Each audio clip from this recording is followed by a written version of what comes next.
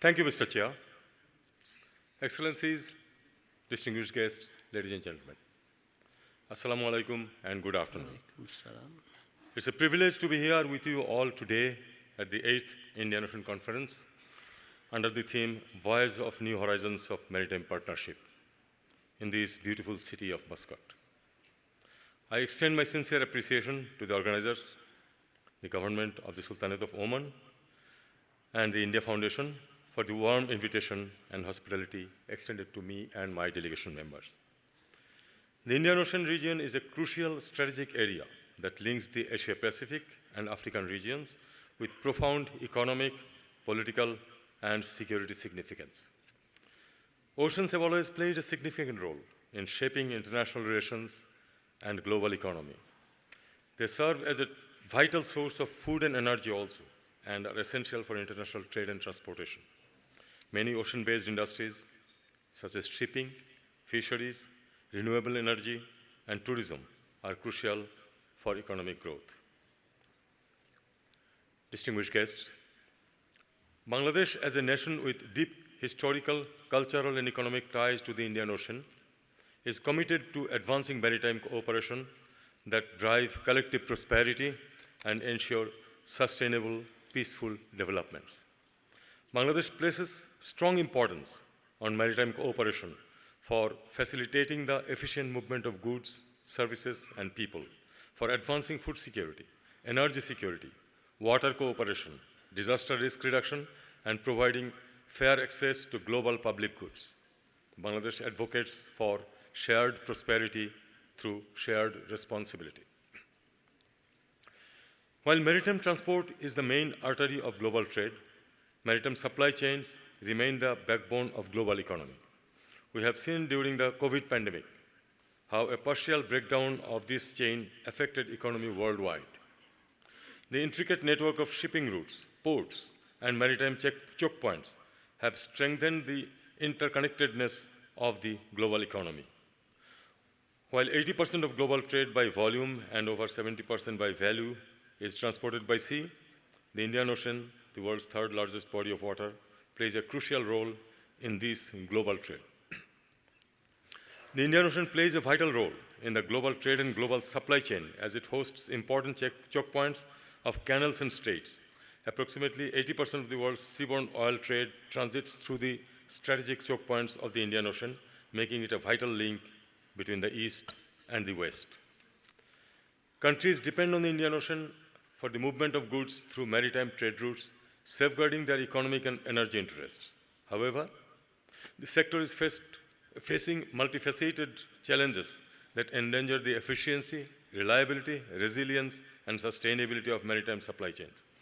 Maritime supply chain is vulnerable to many challenges like port congestion, capacity limitations, regulatory, operational, and administrative issues, cyber attacks, piracy, and geopolitical tensions, which can disrupt the efficiency of maritime supply chains.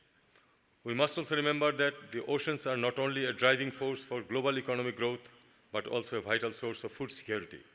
The oceans are facing growing pressures from population growth, global competition for resources, rising food demand, water scarcity, maritime security threats, climate change, biodiversity biodiversity loss and marine pollution.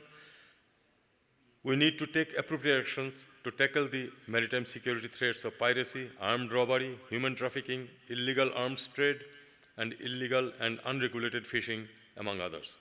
We need to address regulatory and administrative issues. The global economy are at increasing risk due to vulnerabilities at key maritime routes. These multiple challenges and other geo-economic and geostrategic factors require increased cooperation among the states. We must take measures to address vulnerabilities and enhance reliance. Strengthening maritime supply chains and overcoming disruptions is a necessity for improving global trade, reducing cost, and ensuring the smooth flow of goods across the world. Strengthening maritime supply chain involves a holistic approach, combining technology, infrastructure improvement, strategic planning, risk management strategies, and cross-border collaboration. We need to facilitate maritime connectivity, reduce the trade barriers. We also need to consider liberalization of the visa regime, particularly easing visas and other administrative processes for our seafarers, ensuring facilities for them as their roles are crucial in maintaining the maritime supply chain. Distinguished guests, the Indian Ocean has historically been a region of great collaboration. The benefits of multilateral cooperation in maritime issues are likely to increase over time.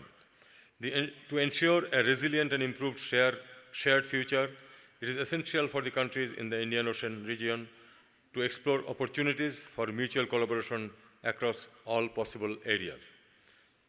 Each coastal nation should ensure that growth and prosperity in the Indian Ocean region, as well as surrounding seas and bays, are built on mutual trust, respect, and an understanding of equal interests, as all littoral states collaborate to develop together.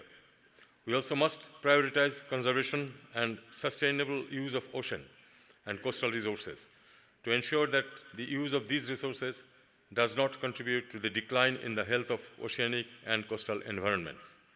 Distinguished guests, as a littoral state, Bangladesh has long been a center of maritime activities. It actively participates in various regional platforms, including the Indian Ocean Reef Association and the International Seabed Authority.